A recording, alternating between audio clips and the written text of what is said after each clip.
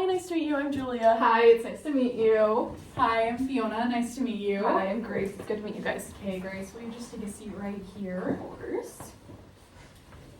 Okay, during this mock interview, we will focus on instructional practices, classroom management, and professional development learned in educational psychology. But before we get into any of that, we just want to get to know you. So can you tell us a little bit about yourself? Yeah, of course. Thank you for the opportunity to come meet you guys and see the school and the administration. I think it's really helpful to see if we're a good match and how the school is. So a little bit about me. I'm from Utah. I've lived here my whole life, and I love being outside, playing pickleball, and going camping and that kind of a thing. Career-wise, as of right now, I'm working at the hospital. I've done that for like 8 or 9 years, and I love that. I get to see my patients really progress and get better throughout the months that I'm seeing them over their care. It's been really rewarding. But I really love being in the classroom and seeing kids progress more on a daily and weekly basis, and just seeing them get better, even maybe being able to follow them K through 6 if they stick in the same school. So they're awesome. They're so fun to be with. So I'm kind of excited to see what it all unfolds.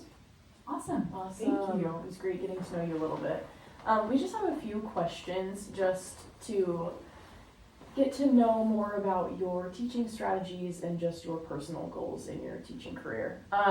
One of our questions is, how do you incorporate learning theories into your teaching practices? And can you provide an example of how a specific theory has informed your instruction? Yeah, for sure.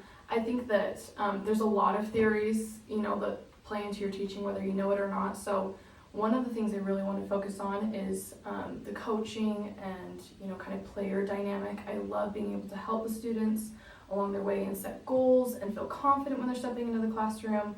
That can look a lot like, check-ins when you're even just pulling them back for really small testing and saying, how's your day going? How are things doing? It gives you that one-on-one kind of coach-player time. And you're able to collaborate over things that maybe you wouldn't be able to on your daily, whole class errors. So that really ties into the humanism aspect that we've learned about in our educational psychology class. The idea of free will and really focusing on the kids' emotional and physical well-being and self-esteem kind of as a whole, while they're learning and doing all the other important things in class. So yeah. Awesome.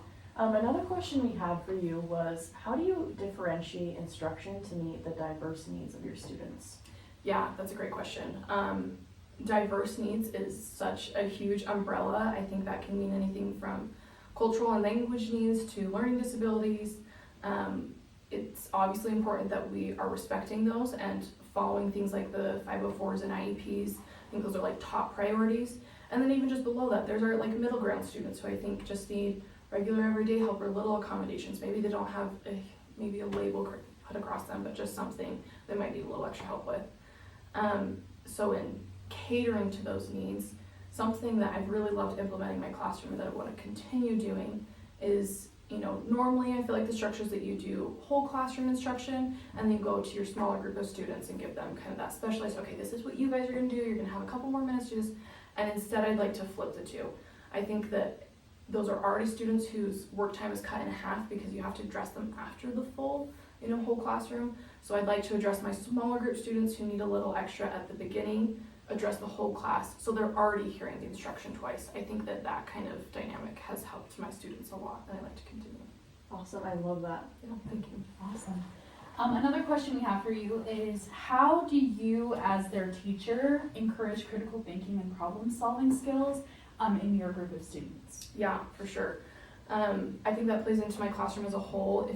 With the coaching and kind of setting goals as a whole, a big thing I want to focus on in my classroom is just the idea of autonomy. I want you to be responsible and to have ownership in what you're learning. So one of the things I've plastered all over my room is just what can you see and what can you do? So being able to critically look at a situation and without me having to tell you or what the to-do list is, just looking at a situation and saying, how much further can I get in my paragraph, or what could I do to finish out this essay, or what do we need to do and be able to get to our next specialty? Just things like that helps give them the tools instead of them constantly relying on me. I think that sets them up for much better in the future. So Awesome. But we loved hearing from you, Grace. One thing specifically that I wanted to comment on was your idea with differentiating your instruction for kids with learning disabilities or who are on IEPs or 504s.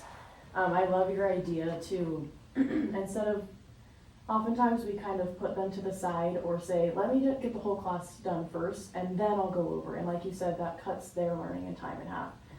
So I loved how you said you would approach them first and then explain what needs to be done to the whole class so they have that extra little bit of time to get a head start or to ask you questions beforehand. The kids I've worked with in the past, I've worked with kids in special education for a long time, and it is really helpful to even tell them the whole schedule of the day or give them the whole rundown of what's going to be done throughout the day so they feel prepared and not overwhelmed when you're doing an exam or something that they're not typically used to. So I think that's a really great idea to incorporate. That's great. Thank you.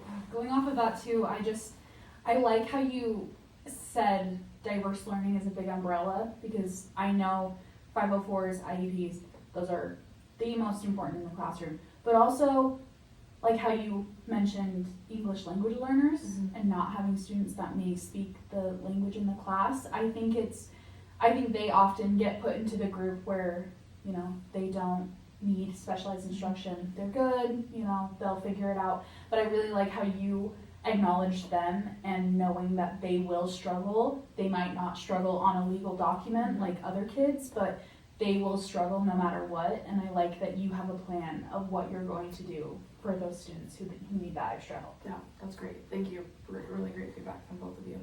I guess the only other questions I'd have is like what you guys are looking for, or like specifically in the third grade setting, like if you're working with a team teacher and how that works, you know, I'm just curious about that. Yeah, third grade here is, you know, I think our number one thing is you're enthusiastic. You True. care about your Yeah. students. You want to be there.